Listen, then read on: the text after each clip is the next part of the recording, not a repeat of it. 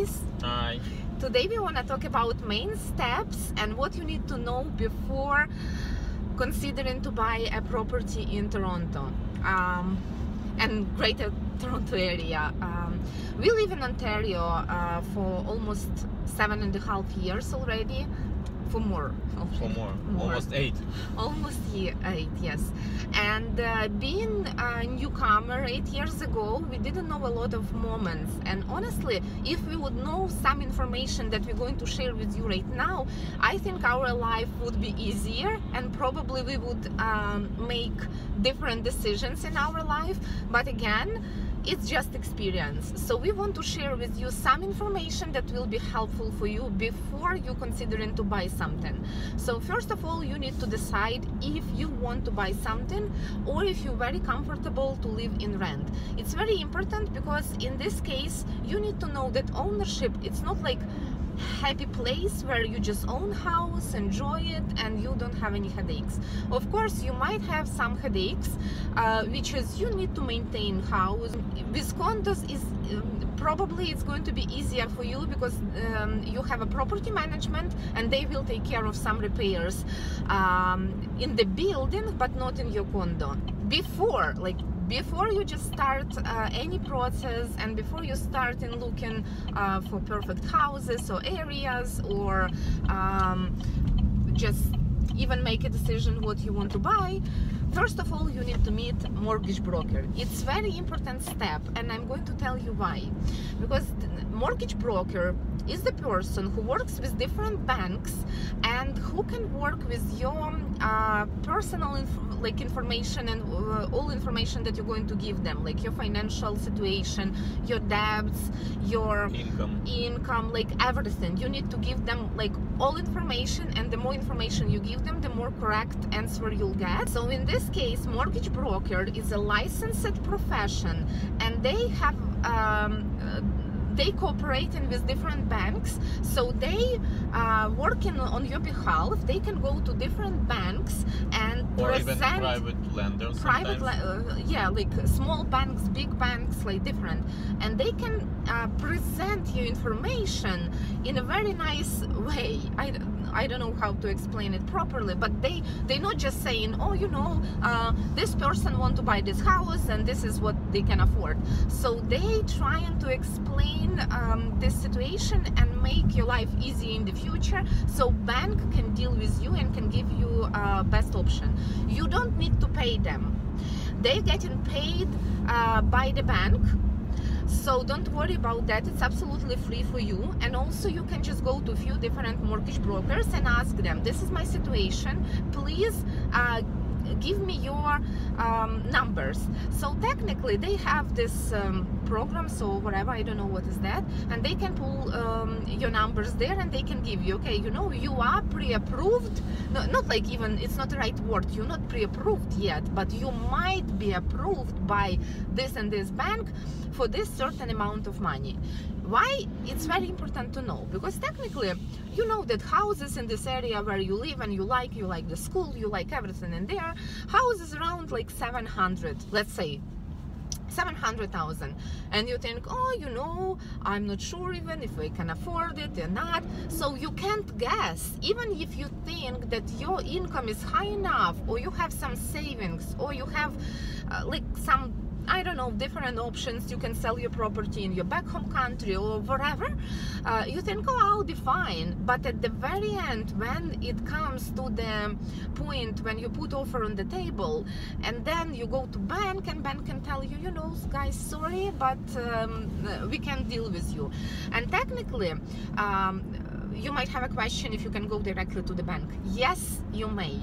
But the situation is, people who works for certain bank, they will get different options from this bank. That's it. They won't go to another banks to get you better option, but it might be another option somewhere else. So only mortgage broker who works with different financial institution, they can get you the best and lower rate they can find. Don't start to look for the houses. Don't start to work with any realtor before you get numbers from your mortgage broker. And also it's very important to know that, let's say, if you are qualified for 500,000, it doesn't mean that you need to find house for 499. It's better to have some gap between your pre-qualification. Let's say if you pre-qualified for 500,000, it's better to look for house in between 350 and 400. It's rough numbers. I'm not saying that we have like a lot of houses in this price range. It's just the numbers. So in this case, if you have some gap, bank feel more comfortable to give you mortgage. We have stress tests right now, we have a lot of new moments, but again, it's more of mortgage broker to explain you all details. So, okay, first step, go to mortgage broker before anything else. Second step, of course, you need to talk to your realtor. You can talk to even few of them, and you can see who can provide you better services, and talk to them about costs that you may face in the future. So which cost? Let's say you will have a closing cost. You need to know about this. You will have a property taxes. You will need to pay lawyer's fee.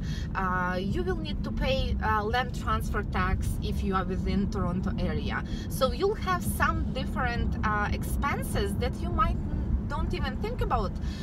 And before you think, okay, I need to buy house. Okay, we're talking about 500,000 right now as an example. Okay, I'm pre-qualified for this amount.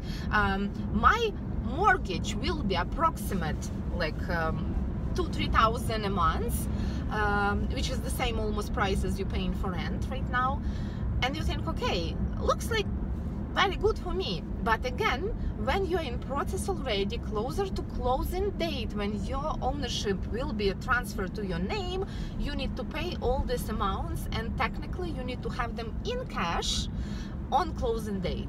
And it's very hard because technically, being new immigrant, you understand in this way: if I have some money, I'll use this money as a down payment. If you have savings, let's say 20,000 or 30,000, you can put them as a down payment, as a deposit when you give offer to the seller. But then you're out of money, and when you have a closing date, a lot of people might be surprised. Why no one told me that I need to pay this and this and this? And technically, it's a lot of money, and sometimes you can't close the deal, and it may cause you some problems. So be careful, and please make sure to find the best realtor who can provide you the best services. Again, you don't need to pay them as a buyer because they getting paid by seller, so it's absolutely for free for you. So why wouldn't you choose the best one to provide you the best services? Then, working with the realtor, you can find and you can look for certain places and areas, and you can find out which area better for you, which area cheaper, which area more expensive. And the main question you need to consider: do you want to buy house or condo? What's the difference? House, usually they have some land around, which is very nice. You can always go to do some barbecuing, you can play with your kids on the backyard, and it's a house. But again, being owner of the house, it means that everything happened in the house when you own it. It goes on your shoulders. You need to pay for roof repairs, you need to pay for everything, technically for everything. So in this case, you need to understand that there are some costs that you may face. Along with it, you will have to cut your grass on your backyard, shovel or your front, snow. shovel your snow, or you have to hire somebody to do this. So it's lots of work with the house. If you live in condo, you will have a maintenance fee. It's usually between 500 now to like sometimes even 1,000, even more a month that you pay into the management. So they pay into your concierge because they have 24-hour security guards, and for all amenities that you have in the building, and again for all future repairs. So they are taking care for everything in the building and outside of the building, and you taking care of any repairs inside your condo. If you want to even replace windows, they will do it only if something broken from outside. If it's something inside, it's your headache and you need to take care of it. So next step, you need to learn about areas. Why it's very important? Because some people, we didn't know that, but people who's coming here, they prefer to, especially if you have a kids, they prefer to choose area with a good schools, with a good rates, and usually you can find all this information online. It's very public information, and with you a can, low crime rate. yes, it's very important to live in a good area. Even when we were looking for house for rent, when we just came here, we were looking for house for rent from Ukraine, and our realtor told us, you know, guys, it's better to live in not very good house, but in very good area. Even for investment purposes, it's better to buy in good area, because house you can always put some money, you can do some cosmetic renovation, or you can do something by yourself to make it look nicer, but you can't make area nicer. Listen to the advices that your realtor can give you. Look for some information online, you can always find something. So it's very important. Also, next step, educate yourself for the house market. You know that sometimes you have upside downs, and last year was very crazy. We never experienced something crazy like we had in Toronto area, and the prices for houses like Just went through the roof. Yeah, like double, triple what they had like 1-2 years ago, which is ridiculous. And people were paying like 300,000 over asking to get the house, or yeah, like even 500 over asking. so a few years ago you would buy separate house for this $400, but now people were paying on top what other people were asking just to get this house. So it was not healthy. Now market back on track. We still have a lot of sales, and but because prices went already up and houses already very expensive, like even townhouses and houses, unfortunately some people can't afford it. So people prefer to buy condos because they are cheaper. But again, compare what we had like 2-3 years ago, prices for condos almost double, and we still have some multiple offers and over asking prices for condos in downtown area.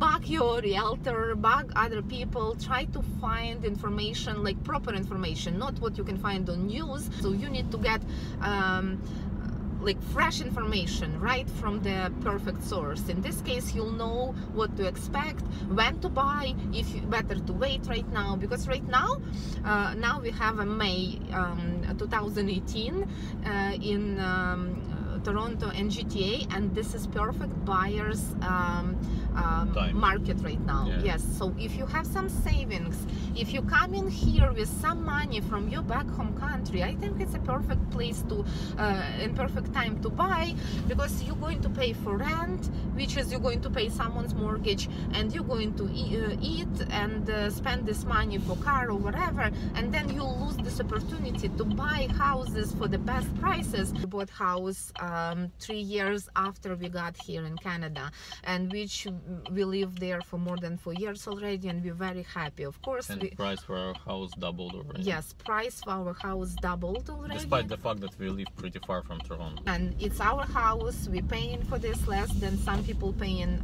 for rent. We're very happy. Of course, we have a lot of work to do.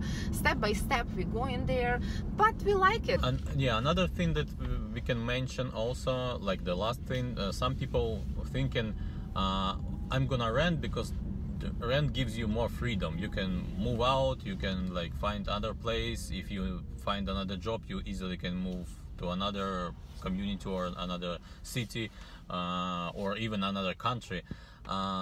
That's not a big problem actually if you own place, because you always can sell it. If you have a mortgage for like 25 years and you bought the house and you spend there like 2 years, you still can sell it, and you can even probably have a profit from it.